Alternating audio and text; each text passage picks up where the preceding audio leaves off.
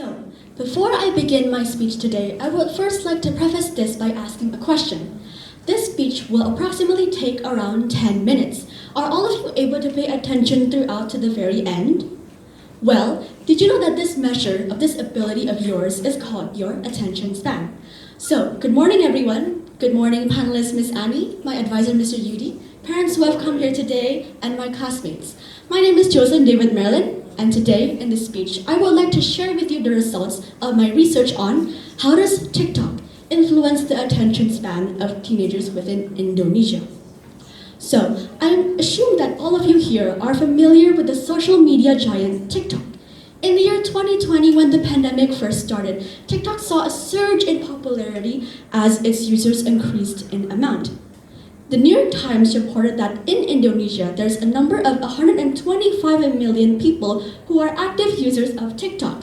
And amongst this 125 million, 50 million of these people are actually teenagers. TikTok doesn't only serve as a social platform, however, also creates a culture surrounding short media platform. Throughout TikTok, teenagers are able to share and express their ideas, feelings, emotions, their creativity, and overall, just anything they want to share with the whole wide world.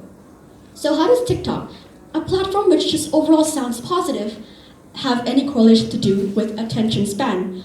Moreover, the degradation of attention span. So in fact, there has been numerous reports surrounding TikTok from users which claim that TikTok is actually causing a decline in the attention span of users, specifically teenagers. How is this possible? Well, this is what sparked my interest to conduct further research on this topic. So, this research aims to reveal the underlying issues surrounding TikTok usage within teenagers in Indonesia, as well as provide means so that teenagers are able to come up with ways to avoid this issue from affecting them. Throughout the commencement of this research, there has been several data collection methods which has been done, which is the questionnaire and expert interview. In the end, a total of 61 responses has been gathered comprising of teenagers in Indonesia, and 2 expert interviews has been properly transcribed. So now, let's get back to the topic.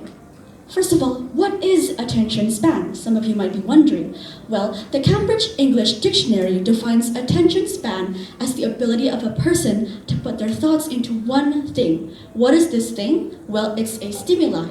A stimuli is a thing which is able to evoke a reaction out of the human mind. In order for the human mind to successfully interact with such stimuli, there needs to be selective mechanisms to be done in the brain. The selective mechanism is called attention, which is measurable as attention span. Different person has different attention span capacities, and this attention span capacity may see an increase or even a decrease due to many numerous other factors. Is TikTok a part of these factors, and why? Well, as I mentioned before, TikTok comprises of the short media content. With the short media content comes 15 to 20-second videos, which is easily accessible with just a single motion, which is the swipe motion.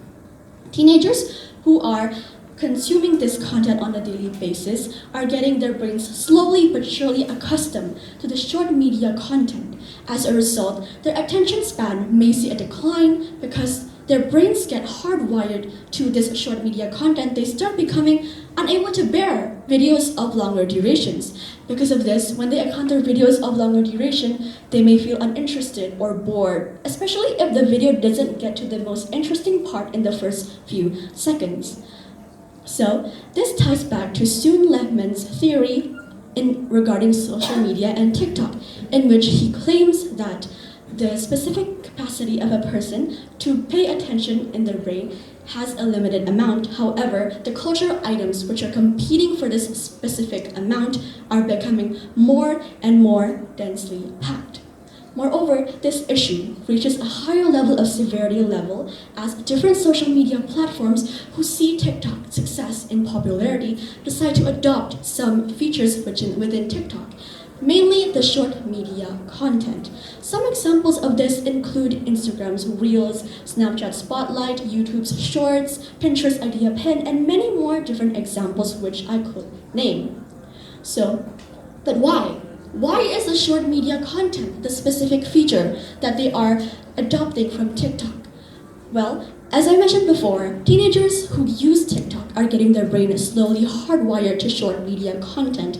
When we put ourselves into the shoes of these social media companies, we think, if we continue to use the old media form in which we stick to longer videos, teenagers who are just unable to bear this might feel less inclined to use our social media platform, which then isn't really good for them.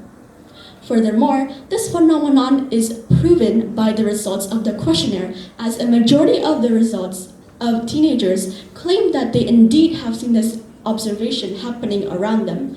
Furthermore, they also have pinpointed that the short media content is indeed the most attention-depriving feature of TikTok.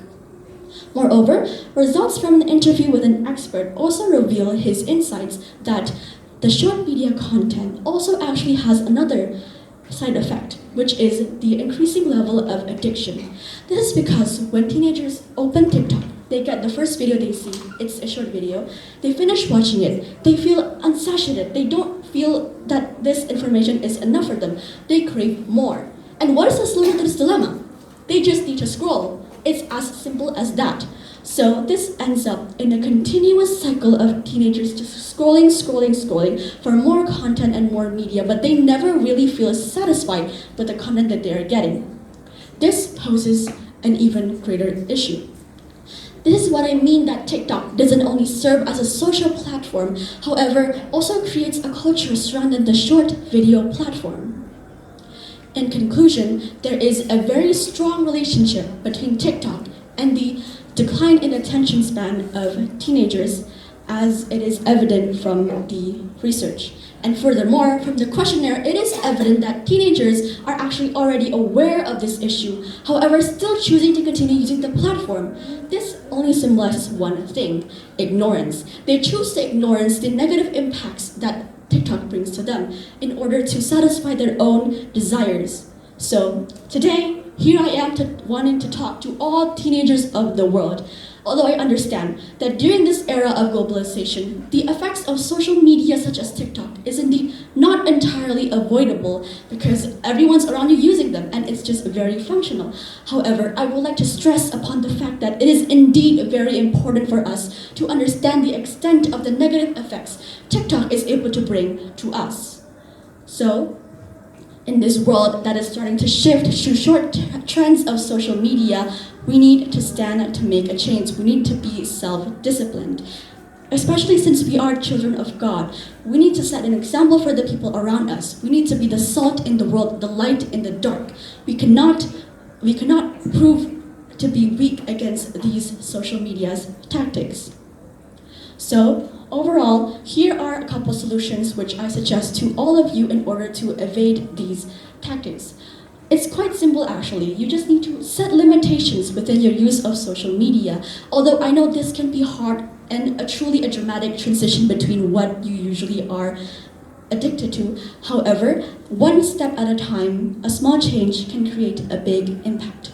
Furthermore, another simple solution is just to not shy away from asking help from people around you, whether it be from friends, family, or everyone around you, or even professional help if you have the means to. Do not shy away from asking for help. Maybe that's really something as simple as that is all you need.